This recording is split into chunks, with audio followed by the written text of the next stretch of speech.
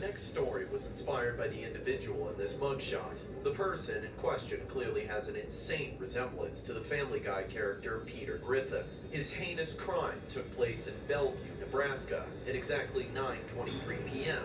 at a Sonic parking lot. We intentionally lightened his heinous crime, so to speak, just so we could showcase it here. But of course, we get the message across. Here's a dramatized version of the occurrence. In college, I worked at a Sonic with my twin brother and a few other mutual friends of ours from school. There weren't many job opportunities for full-time students in our hometown, but after a few months of pulling strings, my brother and I managed to get just about all the cool people we knew in on our Sonic gig. It was a good time most days. No matter how busy it usually got, we were always able to talk to each other and cut the tension, which made the fast food working conditions more bearable. That was until the franchise owner saw that we were an effective team when scheduled together and started giving us the hardest possible shifts. Things didn't last long once the boss caught on. The first night shift I ended up working was a brisk Saturday evening, one of the last days of holiday parties and festivities before the weather got too cold to voluntary travel through. It got pretty busy there soon after sundown, with a strangely immense number of Karens and soccer moms on top of the drunk crowd I was expecting.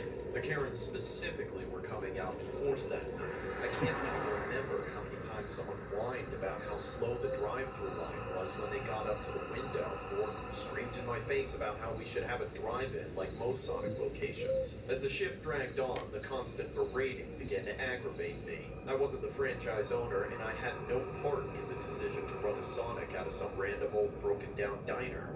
But of course, I was the one dealing with these people's entitled opinions on the issue. They lived out in the middle of nowhere just like us, but somehow they were triggered by the fact that we didn't have an intercom to take orders in a window.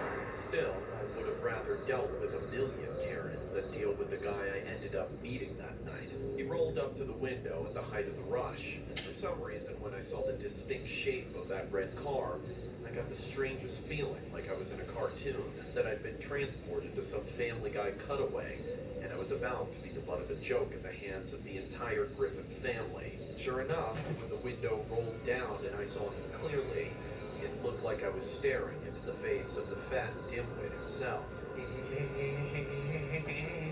Oh yeah, can I get 1,000 cheeseburgers? I laughed at first, thinking this whole situation would soon turn into a hilarious story I could share with my friends after work. Hell no, you must be on that good. What, did I say something funny? I mean, even if I wanted to, which I don't, I can't make you 1,000 cheeseburgers, man. We don't even have 1,000 cheeseburgers in here. Well, what about 1,000 hot dogs? You guys make them in more a quantity over quality way, don't you? Sir, I'm not about to make you 1,000 of anything. There are other people in line. Place a reasonable order or pull away so we can help someone else. No, I won't pull away. I don't deserve this disrespect. Do you know the day I've had? This drive-thru order is all I have, you hear me? I have the munchies, and if I don't get what I want, you're dead. This is your fault. All I wanted was 1,000 cheeseburgers, that's it. I know I'm a big guy, I'm not blind. But did you have to go rub it in my face? I kind of felt bad for him in a way, for making such a fool of himself. I tried to be reasonable with him, but that was a mistake. Sir, I'm sorry that we couldn't fulfill the order you wanted, but I would still be happy to serve you if you would just accept one of our combo deals. No. Listen here, you liberal arts loser.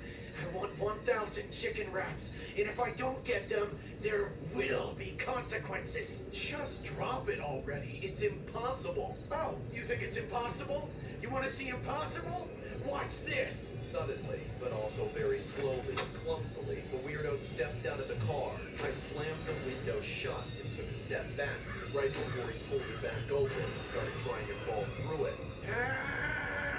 His face and arms were in, and he was swatting and grabbing at us like a giant baby. But of course, the size of his waistline, he was stuck halfway through. I'll kill you like I killed that chicken. Then I'll bring you back to life and kill you again. Eject out of the window or I'm calling the cops. By then, the scene was being watched by the entire establishment. Eventually, after enough kicking and screaming, the man-child fussed himself out of breath and gave up. squeezing himself back out the window. That's when he began slamming his large sledgehammer fists against the window, causing it to crack. The staff behind me began to scream hysterically as I watched in a frozen state of distress. Then, the man got into his vehicle, driving off without all the thousands of fast food entrees he had a purely psychotic need for. After that, I breathed a sigh of relief and put the whole thing behind me.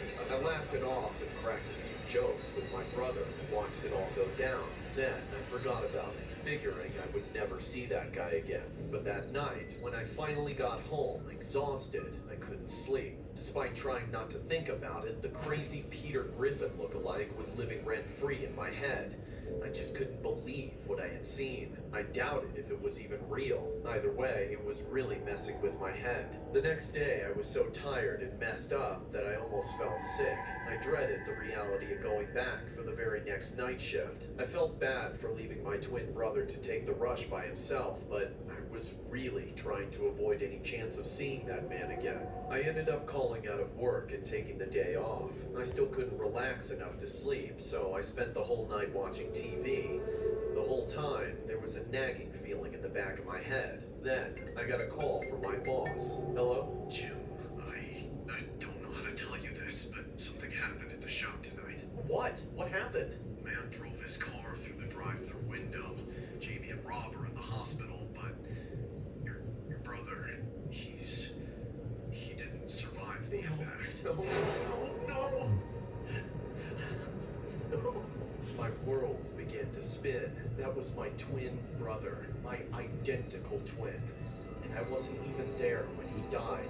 I just saw him at work the last night, not knowing that that was the last time I would ever get to see him.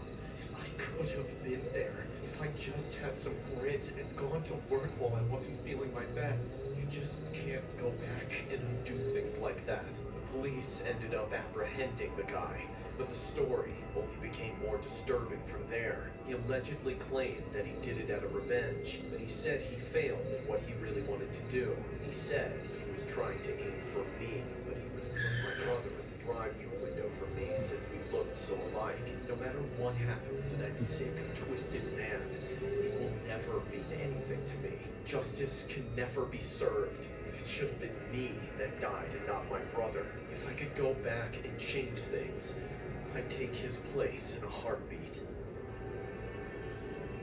Good morning, sweetheart.